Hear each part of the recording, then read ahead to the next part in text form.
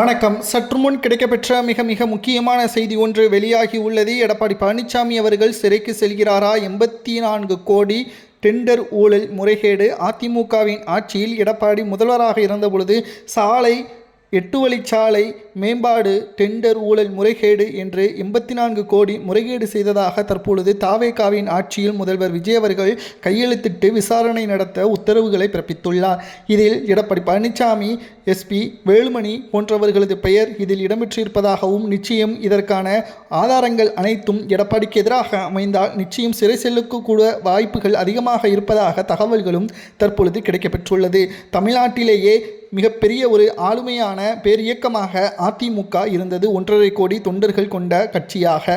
ஆனால் இப்பொழுது 2 கோடி தொண்டர்கள் கொண்ட கட்சியாக தற்பொழுது தாவேகா உருமாறியுள்ளது. கிட்டத்தட்ட அதிமுகவில் இருக்கக்கூடிய பெரும்பான்மையான மாஜி அமைச்சர்கள், முன்னாள் செயலாளர்கள், கிளை நிர்வாகிகள் அனைவரும் கூட்டமாக தாவேகாவை நோக்கி படையெடுப்பதும் குறிப்பிடத்தக்கது. ஆனால் அதிமுகவின் நிலைமைதான் என்ன? இதற்கு என்ன காரணம்? எடப்பாடி பழனிசாமி அவர்களது தொடர் தோல்வியும், தற்பொழுது எடப்பாடியின் மீது ஊழல் குற்றச்சாட்டுகள் முன்வைக்கப்பட்டுள்ள நிலையில் விசாரணையில் எடப்பாடி பழனிசாமி அவர்கள் மீது ஆதாரங்கள் அனைத்தும் நீதிமன்றத்தில் சமர்ப்பிக்கப்பட்டால் நிச்சயம் குறைந்தது 4 முதல் 7 ஆண்டுகள் வரை சிறை தண்டனை வழங்கலாம் என்றும் அபராதங்கள் விதிக்கப்படலாம் என்ற தகவலும் கிடைக்கப்பெற்றுள்ளது. எடப்பாடி பழனிசாமி அவர்களுக்கு அடுத்து அதிமுகவில் சொல்லும் அளவிற்கான தலைவர்களை யார் நியமிக்கக்கூடிய வகையில் இருக்கும்? ஏனென்றால் திமுகவை பொறுத்தளவிற்கு ஸ்டாலின் அவர்களுக்கு பிறகு அவரது மகன் உதயநிதியோ அல்லது கனிமொழியோ இருக்கிறார்கள். ஆனால் அதிமுகவில் எடப்பாடி பழனிசாமி அவர்களது இடத்தை நிரப்புவதற்கு வேறு யார் இருக்கிறார்கள் என்பதை மக்களாகிய அதிமுகவின் தொண்டர்களாகிய நீங்கள் தான் கமெண்ட் வாயிலாக கூற வேண்டும். எடப்பாடி பழனிசாமி அவர்களுக்கு எதிராக தற்பொழுது முதல்வர் விஜய் அவர்கள் போட்ட கையெழுத்து விசாரணையை நடத்த வேண்டும் என்று தெரிவித்துள்ளார். அமலாக்கத்துறை அதிகாரிகள் கொடுத்த அந்த கடிதத்தை தற்பொழுது அனுமதி வழங்கியுள்ளார். இது விஜய் அவர்களாக நேரடியாக போட்ட கையெழுத்து கிடையாது. அமலாக்கத்துறை அதிகாரிகள் தான் விசாரணை நடத்த வேண்டும். அவர் எம்எல்ஏவாக இருக்கக்கூடிய காரணத்தினால் சிறப்பு எம்எல்ஏ மற்றும் எம்பிக்களுக்கான நீதிமன்றத்தில் அனுமதி பெற்று நாங்கள் வந்துள்ளோம்.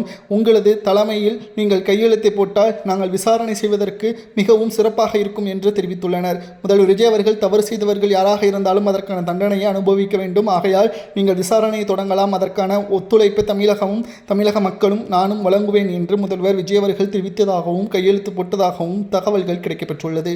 விசாரணையின் வலையில் எடப்பாடி பழனிசாமி அவர்கள் சிக்கினார். அவர் செய்தது குற்றச்சாட்டுகள் அனைத்தும் நிறுவனமானால் நிச்சயம் அதிமுகவிற்கு மிகப்பெரிய அளவில் சிக்கலாகவும், எடப்பாடி பழனிசாமி அவர்கள் ஊழல் செய்ததன் காரணமாகத்தான் மக்கள் புறக்கணித்ததாக அதிமுகவை இக்கட்டான சூழ்நிலைக்கு தள்ளிவிடுவார்.